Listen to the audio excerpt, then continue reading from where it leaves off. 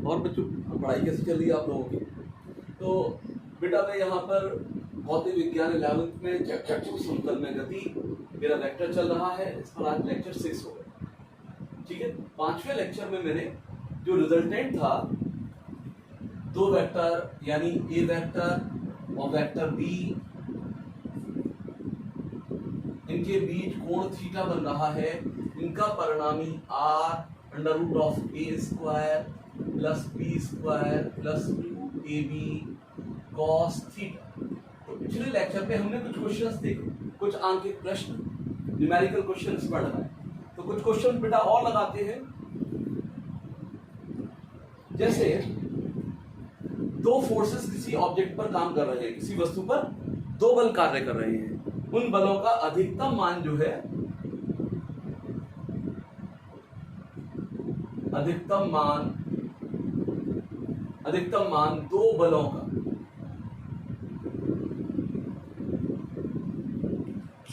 का अधिकतम मान जो है वो हमें दे रखा है 29 न्यूटन। कितना है? 29 न्यूटन। और इन्हीं दो बलों का न्यूनतम मान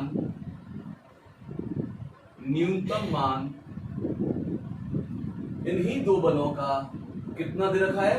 5 न्यूटन। ठीक है, आगे कहा जा रहा है कि भाई जो इनके बल हैं, ये दो बल, इनमें अगर 3-3 न्यूटन जोड़ दिया जाए, यदि इन दोनों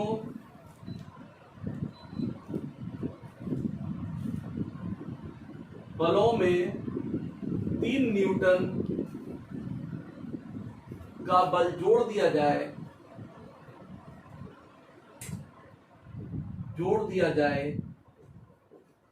और इनके बीच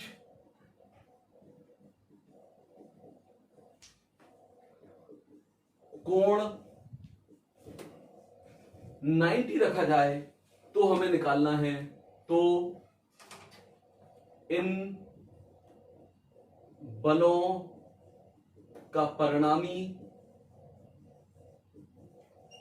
क्या होगा?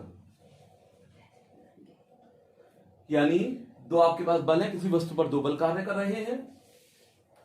जो अधिकतम बल है, अधिकतम मान जो है, अधिकतम दो बलों का अधिकतम मान 29 न्यूटन और न्यूनतम मान 5 न्यूटन है। ठीक है, अब इन जो दो बलों का अधिकतम और न्यूनतम 29 और 5 दे रखा है, अगर इन दो बलों में 3-3 न्यूटन जोड़ दिया जाए और बीच का कोण 90 कर दिया जाए, तो परिणामी ज्ञात करना है। ठीक है, तो बेटा सबसे पहले हम ये निकालें कि भाई ये दो बल हैं कौन से जिनका महत्तम और न्यूनतम मान 29-5 क्रमशः है। ठीक है, मान लो बेटा ये जो बल हैं, माना दो बल P व Q हैं। दो बल क्या है? P व Q। आप जानते हो दो वेक्टरों या दो सदिशों का अधिकतम मान क्या होता है? P plus Q। ये 29 दे रखा है और न्यूनतम मान क्या होता है? P minus Q। ये 5 दे रखा है। ठीक है, तो सबसे पहले इनको हम हल करते हैं। हल करके P और Q के मान निकालते हैं। ठीक है, अब जैसे मेरे पास P प्लस Q 29 है, P माइनस Q क्या है? 5 के बराबर। ठीक है, यही क्या करूं मैं? इनको जोड़ दूं यहां पर, यानी P प्लस Q क्या है? 29 और P माइनस Q क्या है? 5। यही बेटा इसको जोड़ दूं मैं, इसको जोड़ दे तो ये Q और Q प्लस माइनस चले जाएंगे, P और P मिलकर 2P हो गया। इसको हमने जोड़ा, ये हो गया 34। अतः P बराबर 34/2 यानी 17 न्यूटन। एक बल आ गया 17 न्यूटन का। एक बल कितना हो गया बच्चों? 17 न्यूटन। ठीक है, अब P का मान 17 है, P माइनस Q कितना दे रखा है? अब P माइनस Q का मान कितना है? 5। P 17 है, तो Q क्या हो जाएगा? Q को आप इधर ले जाओ और 5 को इधर ले जाओ। ठीक है, तो Q बराबर P माइनस 5। बेटा Q, P का मान कितना निकाला मैंने? 17 न्यूटन। -5, ये आ गया 12 न्यूटन। कितना हो गया? 12 न्यूटन। एक बल यानी P हो गया 17 न्यूटन, Q हो गया, Q कितना हो गया? 12 न्यूटन हो गया। पहले हमने इतने हिस्से से, ये इस इंफॉर्मेशन से P और Q के मान निकाल लिए। ठीक है, अब ये आगे कह रहा है इन दो बलों में 3-3 न्यूटन का बल और जोड़ दिया जाए। तो अब P डैश यानी P में क्या जोड़ दिया? 3 न्यूटन, तो ये हो गया P dash. P plus 3, P 17 है, ये 3 है, तो ये 20 न्यूटन हो। ये कितना आ गया बच्चों? 20 न्यूटन। ऐसे ही Q में 3 न्यूटन जोड़ दिया गया, तो नया बल Q डैश हो गया, Q प्लस 3। Q कितना निकाला था हमने? 12 न्यूटन। 12 plus 3 15 Newton. तो बेटा P डैश Q डैश, ठीक है, ये कितने हो गए? 20 और 15 न्यूटन क्रमशः। अब इनका परिणामी निकाल लो। परिणामी का सूत्र ये लगा दो बेटा। तो परिणामी निकालते हैं, तो R बराबर under root of P dash का वर्ग Q डैश का वर्ग 2P dash Q dash cos theta. Cos theta, theta कितना दे रखा है? 90 डिग्री, और कॉस 90 शून्य होता है, यानी कॉस 90 शून्य, तो ये वाला हिस्सा क्या हो गया? शून्य हो गया। तो रह गया हमारे पास under root of P dash square. P dash कितना है बच्चों? 20 न्यूटन का वर्ग प्लस Q डैश कितना है? 15 न्यूटन का वर्ग। ठीक है बेटा, यहां पर ये क्या हो गया? 400 ये हो गया, 225 ये हो गया, मिलाकर 625 का वर्गमूल, 625 का वर्गमूल, तो ये हो गया 25 न्यूटन। तो परिणामी क्या आ गया? 25 न्यूटन। बहुत बेहतरीन क्वेश्चन है, बहुत अच्छा सवाल है। ठीक है, कॉपी कर लीजिए, फिर आगे बढ़ते हैं। चलिए हटा देते हैं इसको।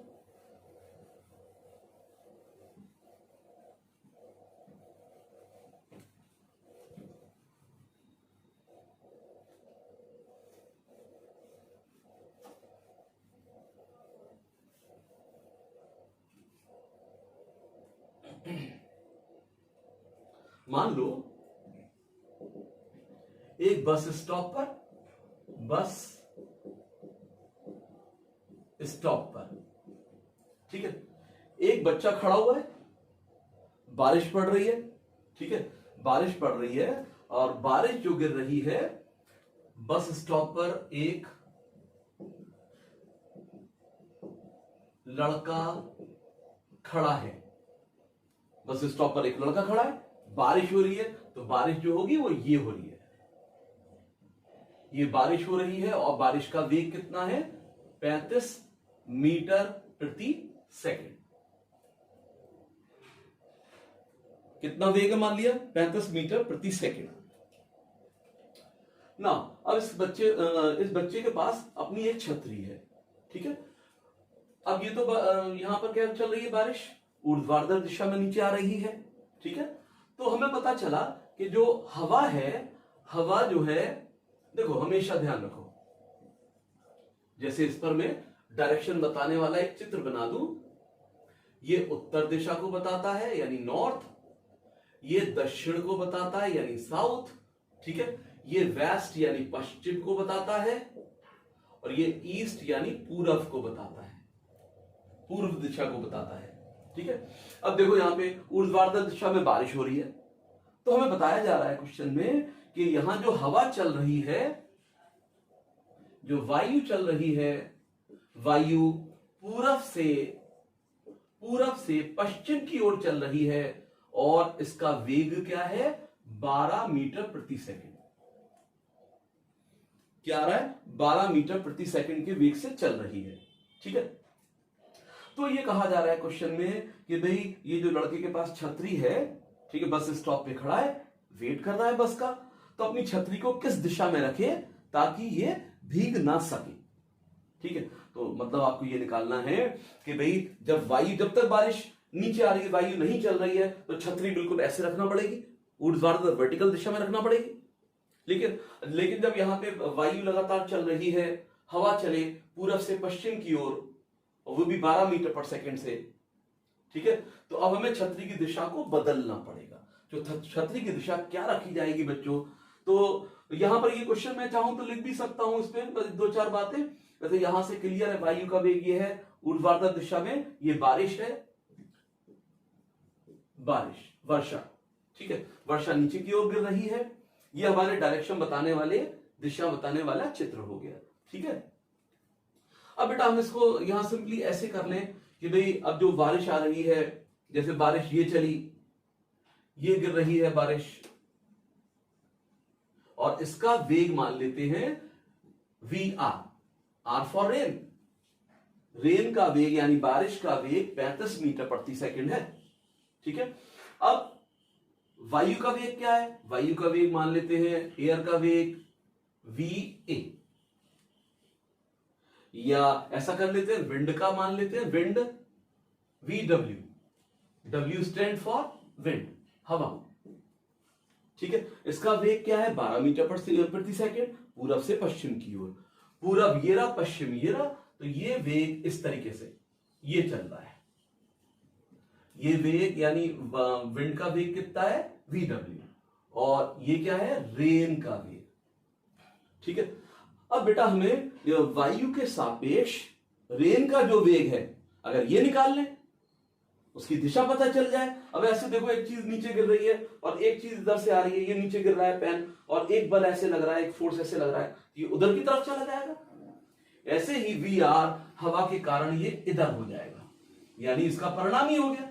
इसका परिणामी निकाल लेते हैं यहां पे, ये परिणामी ये आ गया, ये परिणामी वेग हो गया जो हमें निकालना है, ठीक है। तो परिणामी वेग मान लीजिए V के बराबर है, तो बेटा डायरेक्ट इनके बीच एंगल कितना हो गया? 90 डिग्री का कोण हो गया। VR और VW के बीच 90 डिग्री का कोण बन रहा है, तो इनका परिणामी जो हो गया V √of V square W V square R 2VW VR cos 90, और cos 90 के कारण ये पूरा पद क्या हो गया? शून्य हो गया। तो बचा क्या हमारे पास? VW स्क्वायर कितना है? 35 का वर्ग, ठीक है, और ये 12 का वर्ग, ये 12 का वर्ग आ गया, ठीक है। तो जब से हम हल करेंगे तो ये तकरीबन या 37 मीटर प्रति सेकंड आ जाएगा। कितना आ गया? 37 मीटर प्रति सेकंड। तो यानी जो वायु के सापेक्ष बारिश की जो वेग हो गई वो 37 मीटर प्रति सेकंड हो गई। अब सवाल तो यह है कि भाई इसे छतरी किस दिशा में रखना चाहिए ताकि भीग ना सके, ठीक है। तो बारिश नीचे आ रही है, हवा ये चल रही है, ठीक है। तो यानी अब ये वायु जो है छतरी के सापेक्ष ऐसे गिर रही है, तो अब इसे ऐसे करने के लिए बेटा, इस बारिश से बचने के लिए बंदे को अपनी छतरी इस दिशा में लगाना पड़ेगी, ऊपर की ओर। ये ऐसे लगाना पड़ेगी छतरी, ऐसे पकड़ना पड़ेगी छतरी तिरछी करके। यानी अगर मैं ऊर्ध्वाधर दिशा से ये कोण थीटा मान लूं, तो ये कोण भी क्या हो गया? थीटा। तो बस ये थीटा निकाल दें, ठीक है। मान लो ये पॉइंट O मान लो, ठीक है, ये A लिख दो, ये B लिख दो। तो त्रिभुज OAB में, त्रिभुज OAB में, OAB ढूंढो, OAB, ठीक है। अब VW ये है, तो ये भी VW होगा, ये VW, ये मेरे पास VR है, यहां रख देता हूं इसे, VR ये हो गया। VR क्या है? बारिश का वेग है। VW क्या है? विंड का वेग, हवा का वेग, ठीक है। तो अब बेटा बस यहां से इस त्रिभुज के अंदर ये थीटा निकालना है हमें, तो डायरेक्ट आप निकाल लीजिए। ये परपेंडिकुलर हो गया, लंब हो गया, ये आधार हो गया, तो tan थीटा ले लीजिए, लंब बटे आधार AB बटा AO। अब AB का मान हमें मालूम ही है, AB VW का मान है, VW का मान 12 दे रखा है, ठीक है। AO का मान VR के बराबर है, VR हमारे पास 35 दे रखा है, ये हो गया, ठीक है। तो तकरीबन हमारे पास, अगर मैं थीटा को यहां पर लिखूं तो थीटा tan इनवर्स आप 12/35 करके लिख सकते हैं।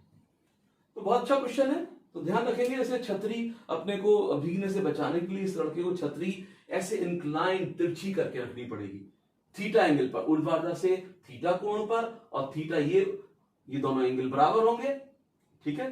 तो बस ये थीटा मैंने इस त्रिभुज OAB से निकाल लिया tan थीटा के जरिए, तो theta is equal to tan inverse 12/35। तो ये सब बेटा परिणामी पर आधारित है।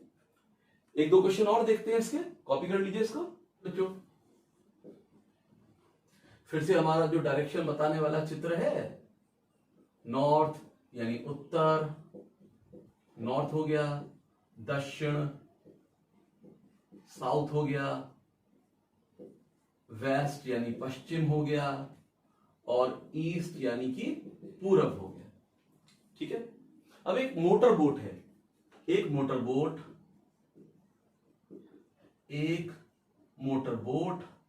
ठीक है, उत्तर दिशा की ओर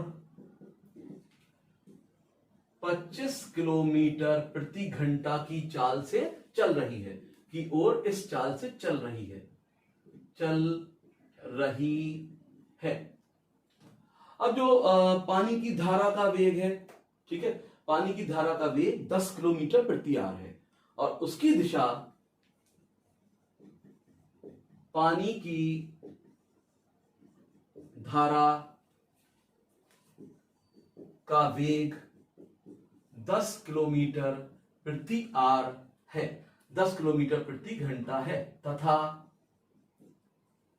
जो पानी की धारा की दिशा है, ठीक है, वो दक्षिण से पूरब की ओर 60 अंश पर है, तथा दिशा दक्षिण से पूरब की ओर 60 डिग्री है, ठीक है। तो हमें बताना है कि भाई अब मोटर बोट की परिणामी वेग क्या होगा। क्या बताना है हमें? मोटर बोट का परिणामी वेग क्या होगा। मोटर बोट का परिणामी वेग क्या होगा, ये निकालना है। तो चलो चित्र बनाते हैं। सबसे पहले भाई मोटर बोट कहां चल रही है? उत्तर दिशा में। तो मोटर बोट की वेलोसिटी वेग VB लिख दिया मैंने, VB। और VB का मान कितना है? VB का मान है 25 किलोमीटर प्रति घंटा। उत्तर की ओर हो गया, ये उत्तर दिशा हो गई, ठीक है। अब बेटा यहां पे जो धारा है, पानी की धारा किस तरीके से चल रही है, ये यहां पर आप देखो, ये चल रही है पानी की धारा। कहां जा रहा है? दक्षिण से पूरब की ओर 60 अंश। दक्षिण ये है, और थोड़ा नीचे कर लेते हैं, ये दक्षिण। दक्षिण से पूरब की ओर चले, ये 60 डिग्री। दक्षिण से पूरब की ओर 60 डिग्री। तो बेटा यहां पर जो वेग आया, यानी इस तरीके से, ये किसका वेग है? ये पानी की धारा का वेग है। कितना? 10 किलोमीटर प्रति घंटा, ठीक है। तो बस इसका परिणामी निकालना है। दोनों वेक्टर को आप ऐड कर दीजिए, योग कर दीजिए इसका, ठीक है।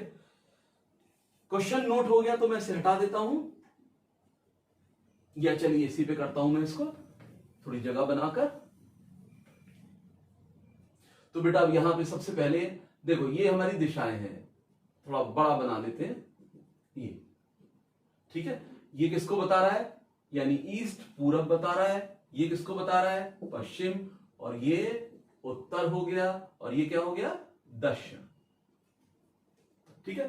तो सबसे पहला वेक्टर मोटर बोट के लिए, मोटर बोट की वेग ये है। मोटर बोट का वेग कितना है? VB का मान कितना है? 25 किलोमीटर प्रति आवर, ठीक, प्रति घंटा, ठीक है। और पानी की धारा का वेग VW लिख देता हूं, यह है 10 किलोमीटर प्रति घंटा। और यह है बेटा यहां से 60, दक्षिण से पूरब की ओर 60 डिग्री, यानी ये एंगल कितना है? 60 डिग्री बन रहा है। और इसका मान कितना है? इसका मान है VW 10 किलोमीटर प्रति घंटा। तो बच्चों इन दोनों के बीच कोण कितना हो गया? पूरा यहां पे इस जगह पे पूरा 180 का बन रहा है, 60 इधर चला गया, तो ये कोण हो गया 120 डिग्री। अब आपको दो वेक्टर जोड़ने हैं, दो वेक्टर जोड़ने वीबी और वीडब्ल्यू, जिनके बीच का कोण कितना है 120 अंश या 120 डिग्री। लगा दीजिए फॉर्मूला परिणामी वाला, ये लगा देते हैं फॉर्मूला। तो बेटा जो रिजल्टेंट वेग होगा, परिणामी वेग, मान लो परिणामी वेग है, परिणामी वेग मान लीजिए v, क्या मान लेते हैं इसे, माना ये किसके बराबर, v के बराबर। तो बेटा v बराबर अंडर रूट ऑफ, सूत्र लगा दीजिए, vb का वर्ग, एक vb वेग है, एक vw, vw का वर्ग plus 2vb vw cos theta. Theta यहां पर कितना आ गया, थीटा 120 डिग्री है, ठीक है। चलो अब मान रखते हैं, अब वीबी कितना है 25 का वर्ग, ठीक है। वीडब्ल्यू कितना है 10 का वर्ग, 2 गुणा 25 गुणा 10। अब कॉस हमें क्या रखना है, कॉस 120, कॉस 120 हमने पहले भी जिक्र किया था स्टार्टिंग के वेक्टर परिणामी वाले में, जो पिछले ही लेक्चर है उसी के अंदर बात हुई थी 120, इसका मान -1/2 होता है। कितना है, -1/2। तो यहां पर चिपका दो -1/2, ये हो गया, ठीक है। अब चाहे तो सिंप्लीफाई कर सकते हैं, 2 ये चला गया यहां पर, तो बस चाहे तो सिंप्लीफाई कर सकते हैं, ये हो गया बेटा 625, ये हो गया 100, ये हो गया, ठीक है। अब -250 ये हो गया, -250 ये निकल आया, ठीक है। अब बेटा -150 ये हो गया, -150 इसमें कर दीजिए आप, तो हमारे पास आ गया, यानी 625, इसमें से आप 150 माइनस कर दीजिए, 5 ये बचा, 12 में से 5 गया 7 ये बचा, 5 में से 475, तो ये हो गया 475। इतने किलोमीटर प्रति घंटा, इतने किलोमीटर प्रति घंटा का मान ये आ गया हमारे पास, ठीक है। तो ध्यान रखेंगे कि भाई यहां पर जो परिणामी वेग होगा उसका मान ये हो गया। अब दिशा क्या होगी परिणामी की, दिशा भी निकाल लें। दिशा कैसे निकालेंगे कि भाई इस एंगल को अभी ऐसे कर देते हैं, अब देखो यहां इनको हम ज्वाइन करते हैं, ये ऐसे करके पैरेललोग्राम्स, समानांतर चतुर्भुज बनाते हैं ऐसे करके, ये तो ये वेग कुछ ऐसे आ गया, परिणामी वेग कुछ ऐसे आ गया, ठीक है। मान लो ये परिणामी वेग, मान लो ये परिणामी वेग इससे अल्फा कोण बना रहा है, वीबी से कितना है अल्फा कोण। तो निकालने का तरीका क्या होता है, निकालने का तरीका क्या है हमारे पास, जैसे यहां पर इतना हिस्सा थोड़ा हटा दें, यहां से थोड़ा हटा देते हैं, ठीक है।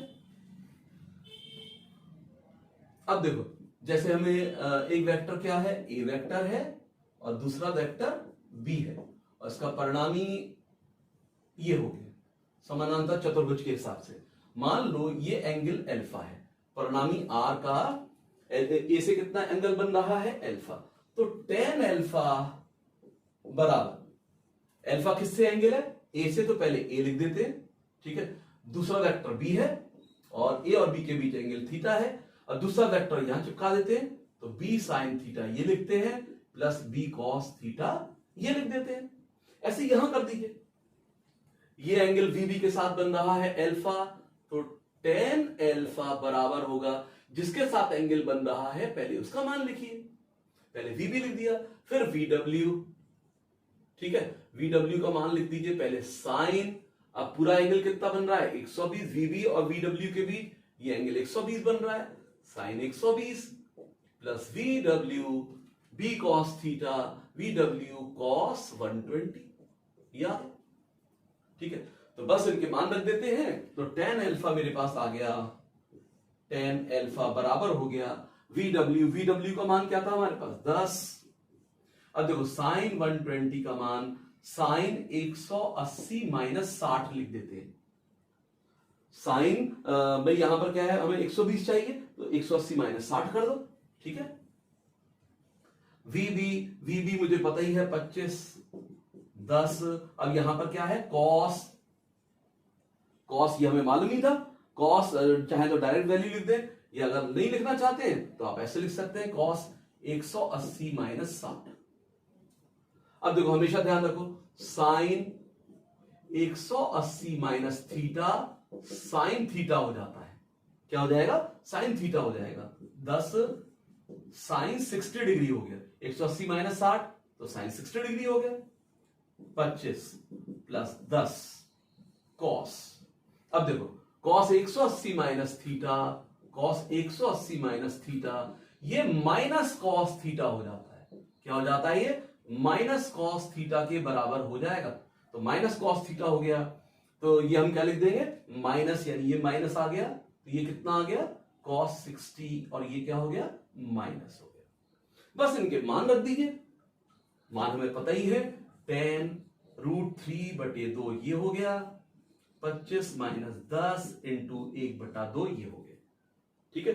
अब देखो 2 पंजे 10 ये आ गया, और यहां से 2 5 बार ये चला गया। 5√3 ये 25 माइनस 5 ये 20 हो गया। 5√3 ये 4 बार कट गया। √3/4, √3/4 ये हो गया। ठीक है।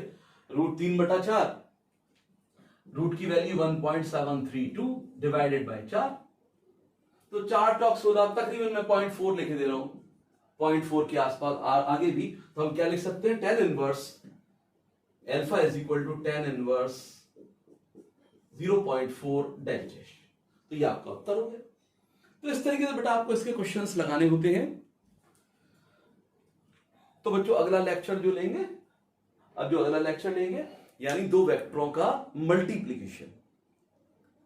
कभी ऐसा होता है दो वेक्टर का मल्टीप्लाई होता है तो अदिश आता है, स्केलर आता है तो स्केलर प्रोडक्ट कहलाता है। और कभी ऐसा होता है जब दो वेक्टरों का गुणा करते हैं, गुणनफल करते हैं तो सदिश आता है, तो उसको हम वेक्टर प्रोडक्ट कहते हैं। ठीक है बच्चों।